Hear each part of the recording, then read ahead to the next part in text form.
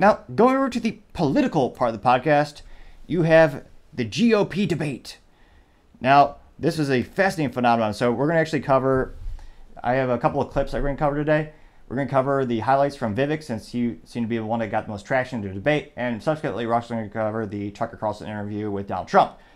Now, interestingly enough, Trump, for the GOP debate, Trump chose to not participate, which we'll get into later, diving more into that topic during that interview. But for this one, we have a highlight reel from Vivek, and he was certainly the most energetic candidate on the stage, and it'll be interesting to see what his long-term plan is. But I think he resonated with a lot of the crowd, especially in the beginning.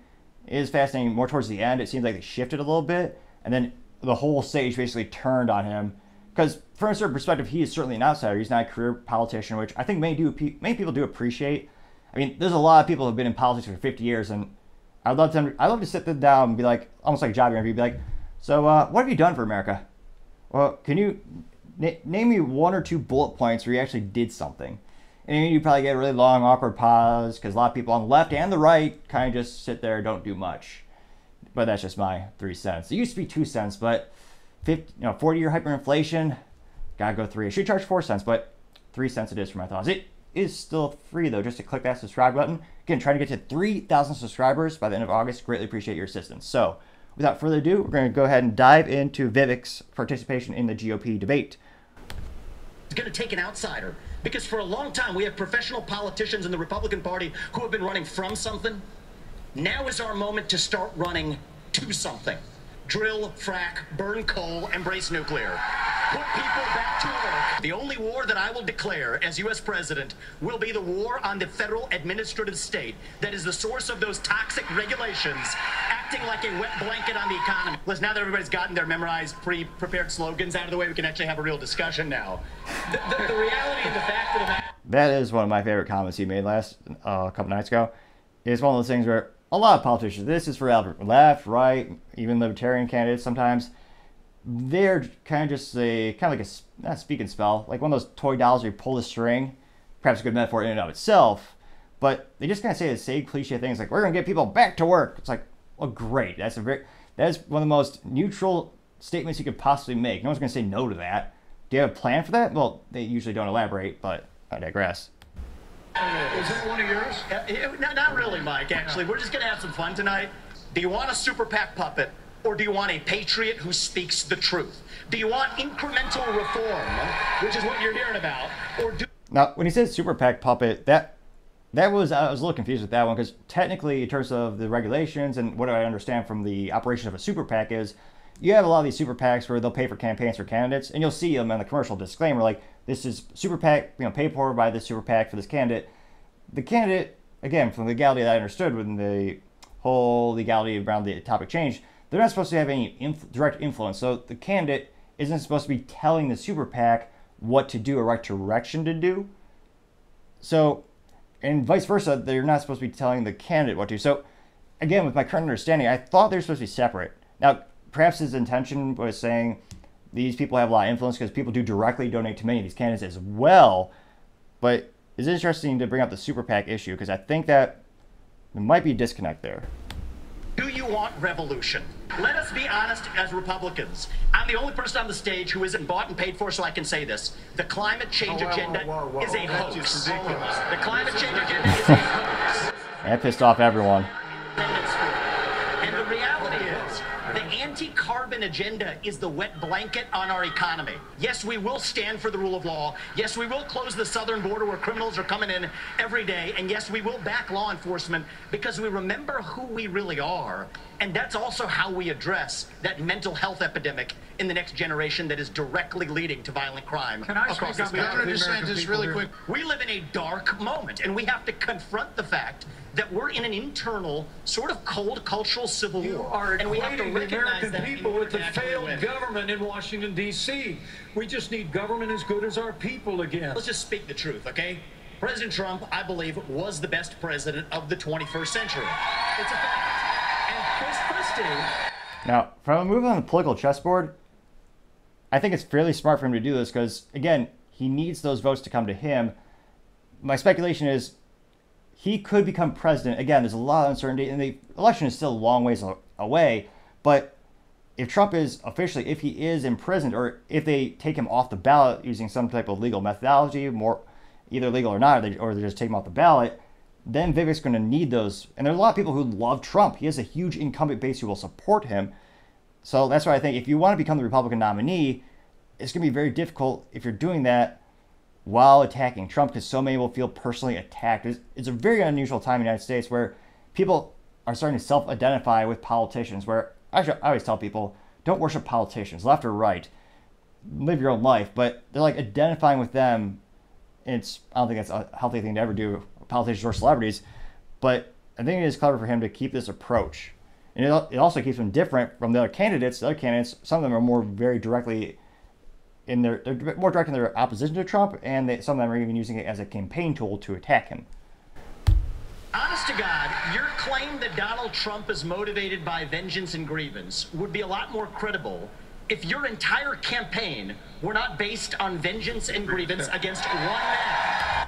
And that is him dissing former New Jersey Governor Chris Christie, who, yeah, moderately intended, he's a big guy, but part of his campaign is he is very viciously, he is a never Trumper, which again, there are some people in the Republican Party who are in that sphere. So Chris Christie will get those votes, but the question is, has the political party expanded enough to get the nominee just based on that attack vector alone?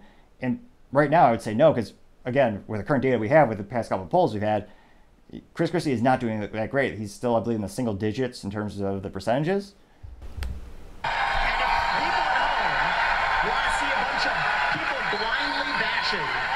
Trump without an iota of vision for this country, they could just change the channel to MSNBC right now. We're skating on thin ice, and we cannot set a precedent where the party in power uses police force to indict its political opponents. It is wrong. We have to end the weaponization of justice in this country.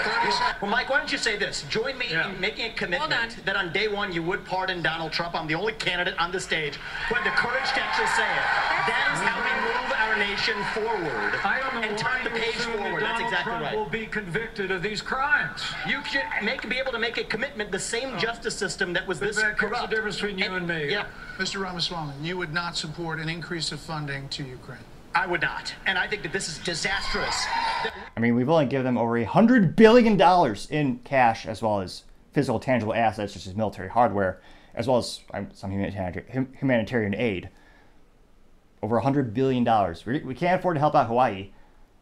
But, yeah, a country that most Americans can't point to on a map, or have never even been to, they're getting hundreds of billions. I think that's probably perhaps one of the biggest reasons a lot of Americans feel like, you know, Washington D.C. doesn't give a damn about them. Again, left and right, they're not helping people right in the back door. Right here, you got problems you can fix. But no, they'd rather give hundreds of billions of dollars to countries halfway across the globe that, again, would never help us out. We are protected against an invasion across somebody else's border when we should use those same military resources to prevent across the invasion of our own southern border here in the United States. Picking up the votes for people who believe in the border, good political move, I'd say. The real threat we face today is communist China. The Russia-China military alliance is the single greatest threat we face. Nobody in either political party is talking about it. And I am the only non-neocon on this stage who will keep us out of war. Mr. Vice President, we can't hear Mr. Vice President. Is to give Russia Mr. Vice everything President. they've got. So the reality is that today, Ukraine is not a priority for the United States of America. And I think that the same people who took us into the Iraq War, the same people who took us into the Vietnam War, you cannot start another no-win war. And I do not want to get to the point where we're sending our military resources abroad when we could be better using them here at home to protect our own borders, protect the homeland. All right. That will be my top priority in foreign policy. And we gave you more than the 30 seconds in the rebut. So I do want to get to some other... Nikki, I wish you well in your future career on the boards of Lockheed and Raytheon. So that was him going against Nikki Haley, where she was subsequently saying that she's pro foreign country intervening in terms of foreign policy. She's more pro-war, and he just named the largest defense contractors in the world, Lockheed Martin and Raytheon, who Lockheed makes a lot of the vehicles for the military, and then Raytheon is best known for the military, for the manufacturing behind the missiles that they produce. And it is interesting. Many politicians, they kind of go back and forth between being on the board and vice versa. Under your watch, So you the will make reality is- America less safe. You have no foreign policy experience, and it shows. And you know what? It The shows. policy experience that And again, this is towards later in the debate. The crowd did seem to turn on him. So our relationship with Israel will never And that is by the end of my first term. And it is. But it's not a client relationship. It is a friendship. And you know what friends do? Friends help each other stand on their own 2 feet. So I will lead Abraham Accords 2.0. I will partner with Israel to make sure Iran never is nuclear armed. But you know what I love about Israel? And I've been there probably in the last 10 years more than most people on this stage. You know what I love about them? I love their border policies. I love their tough on crime policies. I love that they have a national identity and an iron dome to protect their homeland. You've said that the Department of Education, the FBI, the ATF, the Nuclear Regulatory Commission, the IRS, the Department of Commerce, many of these should not exist. That's correct. Education. He just won a lot of libertarian candidates right there. Now, again, most libertarian, not libertarian candidates, libertarian voters right there. Because, again, a lot of them feel that where the hell is that in the Constitution to take away, to confiscate guns or make laws around that? And why are you killing dogs? Well, ATF, why are you killing all the dogs by protocol? Do you have is that like is that like a deep desire of yours, or does that make you happy? It's quite dark, but look up stories about like Ruby Ridge and Waco. It'll be interesting to see how the ATF acted with those poor souls. Starts with the family, and the nuclear family is the greatest form of governance known to mankind. Based. I believe in the people of this country to tell the difference between somebody who's an automaton and somebody who's actually a thinking agent in the White House, which we don't have in there today. I think we do need somebody of a different generation to lead this nation forward. I think he's the only one under 80 years old. I'm joking. There's a couple of those guys, I think, in their 40s and 50s. But Vivek is, in terms of politicians, a young sprung. I believe he's 38? But again, most of these politicians are also in their 70s and 80s. 90s in some cases. So, that could be a good selling point. This campaign, we have an opportunity to build a multi-ethnic working class majority to deliver a landslide, and I think I'm the only candidate in this race, young or old, black or white, to bring all of those voters along to deliver a Reagan 1980 revolution. We're going to do it in 2024. Same question. I was born in 1985, and I grew up into a generation where we were taught to celebrate our diversity and our differences so much that we forgot all of the ways we are really just the same as Americans, bound by a common set of ideals that set this nation into motion in 1776. And this is our moment to revive those common ideals. I would say that's a good issue to also attack in terms of this is a big cultural issue in the United States. When's the last time you actually saw public schools with the American flag where they actually say the pledge? It seems to be something, unfortunately, just vanishing more and more and subsequently replaced by political ideologies. God is real. There are two genders. Fossil fuels are a requirement for human prosperity. Reverse racism is racism. An open border is not a border. Parents determine the education of their children. The nuclear family is the greatest form of governance known to man. Capitalism lifts us up from poverty. There are 3 branches of government, not 4. And the U.S. Constitution, it is the strongest guarantor of freedom in human history. That is what won us the American Revolution. That is what will win us the revolution of 2024. Thanks for letting me introduce myself tonight. Thank you. It is kind of funny because earlier in the debate he was saying how they all had canned responses, which in some cases it makes sense.